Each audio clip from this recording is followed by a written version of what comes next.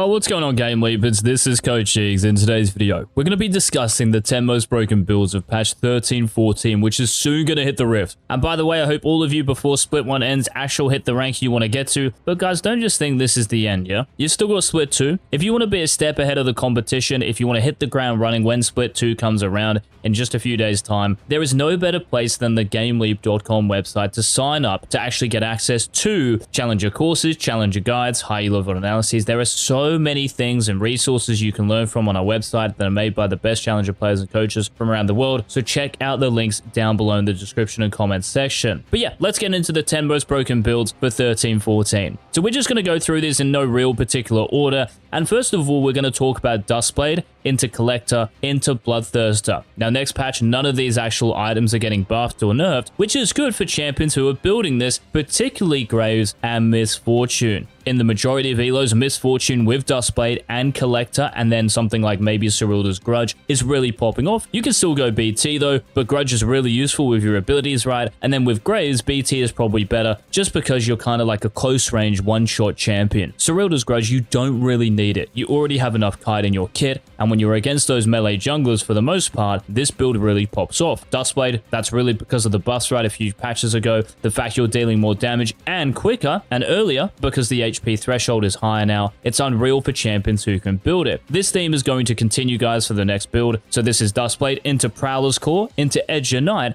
and then into Axiom Arc. So there are 4 items here. The reason I've put Duskblade into Prowler's is because Prowler's Claw is getting buffed. So if you're a melee assassin who likes going lethality, something like a Kiana, a Talon, a Rengar, Kha'Zix can be included here, but you're probably not going to go Prowler's. You're probably just going to go like Duskblade into Edge of Night, and then maybe Axiom Arc, because you've already got the slow from your actual passive, right? Your auto attack. So Prowler's the passive in this for melee champions. It's kind of redundant in a way. But anyway, Duskblade, Prowler's Claw, because it's getting 18 lethality now. Edge of Night is unchanged, but Axiom Arc as a 4th item is really interesting because it's now scaling off lethality. So as like a 4th or 5th major item, it should be really good. The only thing here is I think it's, again, that word again, a little bit redundant to build it at this point, because you will have a lot of ability haste anyway. Whether you're going like cooldown boost with Duskblade and then with the Warhammer from Prowler's Claw, right? You will have a lot of haste. So Axiom Arc kind of loses its value in a way later in a game, but it still might be really good just because it's now going to scale off of lethality. So for those AD assassins, try this build out next patch. Now we're sticking with the attack damage builds here, and coming up next we have Collector into Infinity Edge. Now, who can build something like this? Well, Infinity Edge is getting buffed, right guys, in terms of the actual crit. So this means for champions who like crit, they're going to deal more damage the more crit they build. It is losing a bit of attack damage, but again, you're building Infinity Edge to spike off of crit. So for a champion like Draven, and you might even include Graves here, going Collector into Infinity Edge, it looks really fat. Of course, there are other builds for these two champions, but with the new crit from Infinity Edge, this could be really juicy. And then, of course, probably after Infinity Edge, you want to be building more crit, so think about those other crit items you might want to build afterwards. So Draven and maybe Graves for this one. Now, staying with the attack damage builds again, very similar build here. This is with Infinity Edge as your second major item, but actually preceding this, not with a Collector, but with an Essence Reaver. So if you are a Rengar, if you are a GP, if you are a Shaco, if you are a Draven, Essence Reaver into Infinity Edge could be super juicy.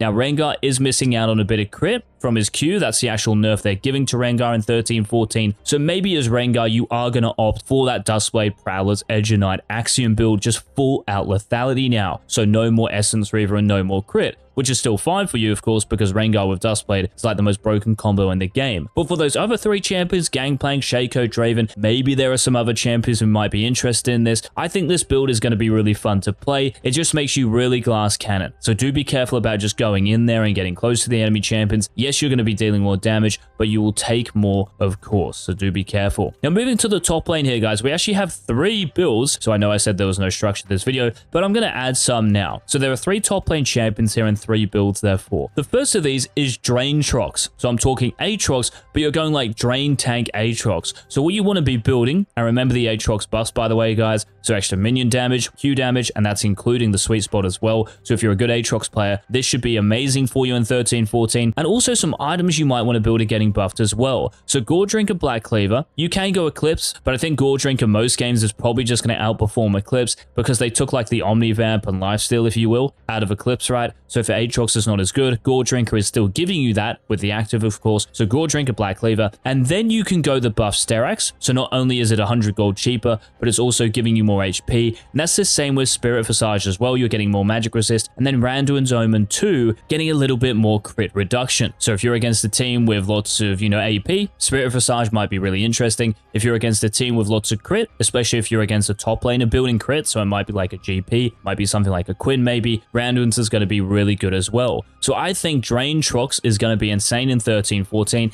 and if there are any mains, guys, of the champions I'm mentioning, please let us know in the comment section what build or items you think are going to be really busted. Even champions I don't mention here, let us know who's going to be busted next patch based on these item changes. Now moving on, we have Renekton coming in next. So exactly the same as Aatrox, Gore Drinker into Black Cleaver, but for your third major item, what you can go here is the buff Spirit Shojin. So Shojin, costing 100 less gold and giving you 50 extra HP now. This is really good for you, of course. I also think Renekton is actually in a good space, and he's actually a really good champion too. Maybe one of the few blind pick top laners you can actually choose. Yes, there might be some difficult matchups out there. Maybe something like a Jax, a Gwen, right? Ornn is maybe a little bit difficult, especially later in a game. But for the most part, Renekton in the top lane is a really good pick at the moment. And I think because of the buff Shojin, if you're really snowballing, especially if you're really snowballing, I think this will actually be the best build for him. Now, the final top laner to talk about in this video, this is Jax. And just like I mentioned, guys, for Renekton, Gore Drinker, Black Cleaver, Shojin,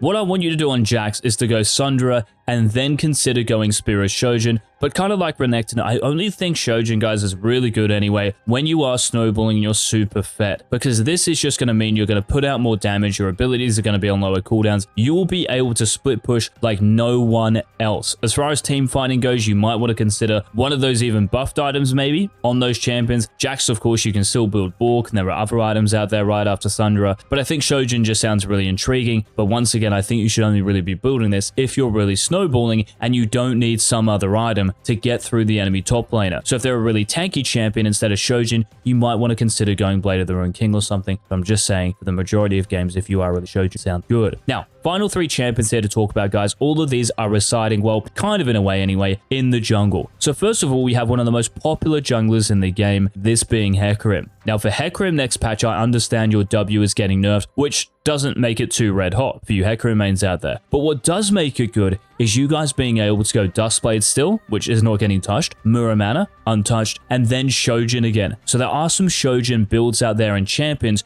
who are going to froth the buffs to this item. So once again, remember, it's cheaper and it's giving you more HP. For Hecarim, this is really good because you are losing a little bit of resistance through your W, but you're getting a bit of HP through Shojin. So this build, again, if you're really snowballing and you don't need to go some sort of like tankier item, maybe like Black Cleaver or Death Dance, going Shojin against those squishy teams, you will one-shot absolutely everyone. Now, next champion to talk about here is a champion you can play in the mid lane and honestly might even be better in the mid lane. This is Diana. So what's happening next patch is that you're getting so much more damage in your W and your E, and for Diana, because it's really to do with your AP ratios, going something like, just full AP, so Rocket Belt, Shadow Flame, and Sorcerer's Shoes, it's really like Magic Pen setup, but you're still getting so much AP, right? You're going to be one-shotting everyone in the Rift, man. I think Diana is actually going to be low-key broken, maybe not even low-key because the changes do look really good for you. So Diana with a full one-shot AP build, the items aren't changing. Again, it's just the fact that Diana is getting so many big buffs and improvements. I think this build is really going to pop off on her. Now, final champion to talk about here, guys, and if you are enjoying this video, please let us know by leaving a like down below. It really helps us out. And if you don't want to miss any of our future Season 13 content,